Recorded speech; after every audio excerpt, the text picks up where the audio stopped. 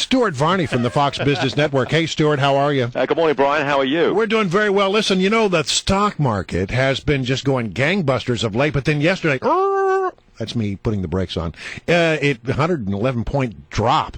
What's going on? Well, a gentleman from San Francisco who's a member of the San Francisco Fed, he came out and said maybe Ben Bernanke will put the brakes on the money printing operation this summer. See what you just It did? was a mere hint, Brian. That's all it was, but that's all it took to drop the Dow three digits. So, is it going to continue, or do you think this is just a momentary little... No, it's coming back today. When the market opens this morning, should be up 50, 60 points maybe. So you've got a partial comeback. Right. Awesome. Looking forward to that. Hey, Stuart, we've been talking today about the 40th anniversary of the mobile phone, of the cell phone. Yeah. And I wonder, can you reflect a little bit, not just on obviously it's been an amazing industry and it's created a lot of wealth for a lot of people and also made just the economies of the world much more efficient, but reflect on that, but also just on sort of the social impact of the cell phone. Well, you know, the cell phone actually arrived in Europe before it arrived here. Is that right? When I say the word arrived, what I mean is it penetrated more in Europe much earlier than it did here. And the reason for that was the pricing policy. Over here, back in the day, if you made a call A to B paid to receive the call. You had to pay.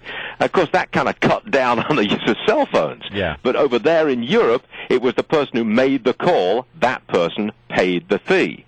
So they spread more in Europe than they did here. I remember going over there and being astonished to see people walking around in the street using cell phones on an everyday basis. It didn't take long before it spread here. As you rightly point out, Larry, I mean, it became, I think, the single biggest contributor to the efficiency of business, period. Yeah, but there's a downside to it, don't you think? What's that? Well, the downside is that you're never away from work now.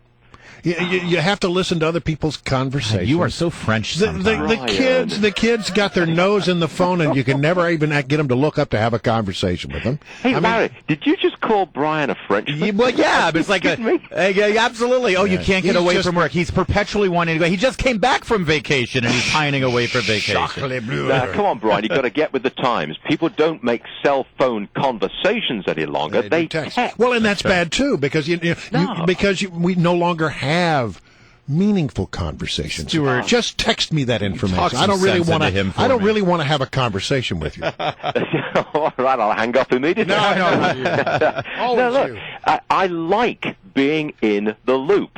The production team for Varney and Company, we've got about 10 people in it. It's a loop, and we're all in touch all the time. And, you know, I like it. It's not that these are my friends. They are my colleagues, and we're engaged in this endeavor of putting a TV show on the air, and I like being in that loop. And when I'm not in the loop, I miss it. Yeah. Don't you? I agree with you, Stuart. I love being to sort of have my finger on the pulse of what's going on a micro level in my family and in my work, but also on a macro level. If something happens in the world, I know about it because I get a news alert on my phone. That's a good thing. I confess to being a Neanderthal. I'm late to the technology game every single time. But when I arrive at that game, I jump into it with both feet, and I love my cell phone. Actually, I have a BlackBerry, not a smartphone, so I better confess my sin right there. You still have one of those old Fox Blackberries, huh? Well, yeah, I mean, it's free. Hey, Stuart, one last question. President Obama has been using some fundraisers recently in San Francisco and other places where the liberal bastions, I should say, to promote his global warming bona fides. He's really trumping that up, and I'm wondering if this is a sort of a feint to the Keystone Pipeline decision that is imminent. Is he sort of laying the groundwork for the fact that he is going to do the environmental wackos bidding on this? I don't think he will do the wackos bidding. I think he will approve the pipeline, but with all kinds of restrictions chucked on it. For example, you can bring the oil down from Canada, but you can't export it from the United States. You can bring the oil down from Canada, but we're going to tax it.